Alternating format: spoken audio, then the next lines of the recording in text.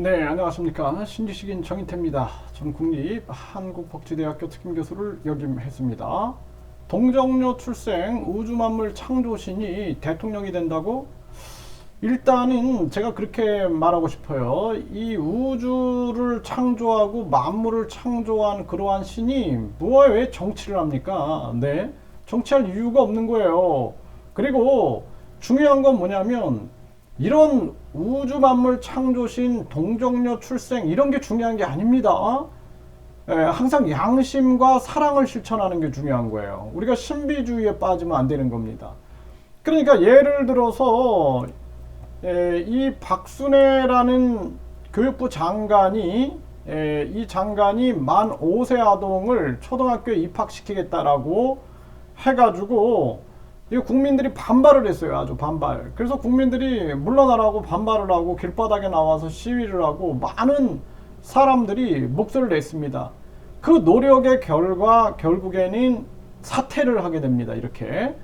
이게 노력에 따라서 세상을 바꾸는 거예요. 노력에 따라서. 이게 중요한 겁니다. 이게. 그래서 지금 10만 중국인 투표권 뺐나? 한동훈 잘못된 제도 고쳐야. 이것도 저랑 또 많은 사람들이 이 외국인 투표권 폐지하라고 국민 청원도 하고 그리고 국회 입법 청원도 하고 계속 노력을 했어요. 그거를 꾸준히 1년, 2년 계속 지속적으로 하니까 이제 이런 목소리가 정치권에서 나오는 겁니다. 그리고 이 국민투표제도에 대해서 계속 얘기를 해오니까 이제 지방에서부터 주민투표제, 주민발안제, 그리고 주민소환제 이런 것이 인터넷으로 이제 시작한다. 이러한 소식이 들려오는 거예요. 그러니까 피땀 흘려서 거짓과 진실의 편에 서서, 그러니까 진실의 편에 서서 거짓과 싸우는 노력, 이런 노력을 통해서 세상이 바뀌는 거지. 이렇게 사람들이 뭐 동정녀에서 출생했다, 이 중요한 거 아니에요. 동정녀에서 출생했든 새 알에서 출생을 했던 그 과거에 보면은 뭐 알에서 태어났다 이런 얘기 하죠. 이거 중요한 게 아닙니다. 네, 동정녀 출생, 뭐 알에서 출생, 뭐 개구리에서 출생, 물고기에서 출생 이런 건 아주 중요한 게 아니에요.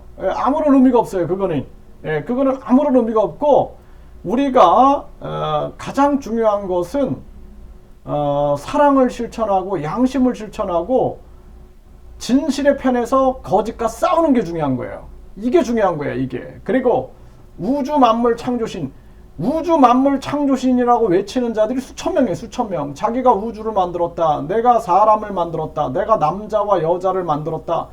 내가 동물을 다 만들었다. 이런 사람들이 수천 명이에요. 수천 명.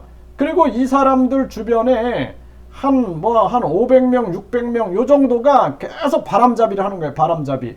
그리고 그 뒤에서는 뭐가요? 그 뒤에서는 우리가 일본의 사례에서도 봤던 것처럼 그 희귀한 그러한 물건이 아님에도 불구하고 거기에 영적인 이미지를 씌워가지고 판매한다든지 이런 사회적 문제를 유발하게 되는 것입니다.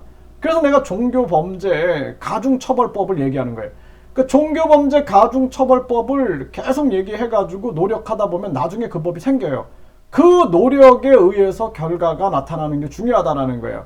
그래서 많은 사람들이 동정녀에서 출생했다, 알에서 태어났다, 물고기에서 태어났다, 개구리에서 태어났다, 뭐 뱀에서 태어났다 이상한 얘기들을 해대고 또 우주를 창조했다, 뭐 남자 여자를 창조했다, 뭐 새를 창조하고 하늘을 창조하고 땅을 창조하고 태양을 창조하고 별을 창조하고 뭐 달을 창조하고 이러한 창조신이 대통령이 된다.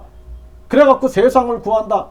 이런 환상에 망상에 빠져 있는 거예요. 망상. 그게 아니라 다시 말씀을 드리지만 우리가 이 10만 중국인 투표권 뺐나 이것도 얼마나 많은 사람들이 목소리를 외쳤습니까? 얼마나 많은 사람들이 계속 목소리를 내고 또 내고 지쳐 쓰러져도 또 내고 해서 노력에 따라서 세상이 바뀌는 거예요. 이렇게 이 박순애가 만 5세 초등학교 입학 이런 엘리트 장관이 결국엔 머리를 숙이잖아요. 이게 뭐예요?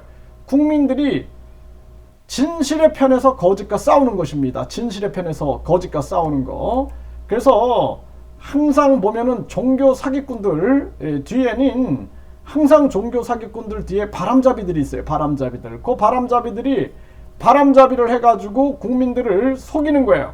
속여가지고 혹세무민하는 겁니다. 세상을 어지럽히고 국민을 속이고 그 결과 자기들의 이익을 만들어내는 거예요.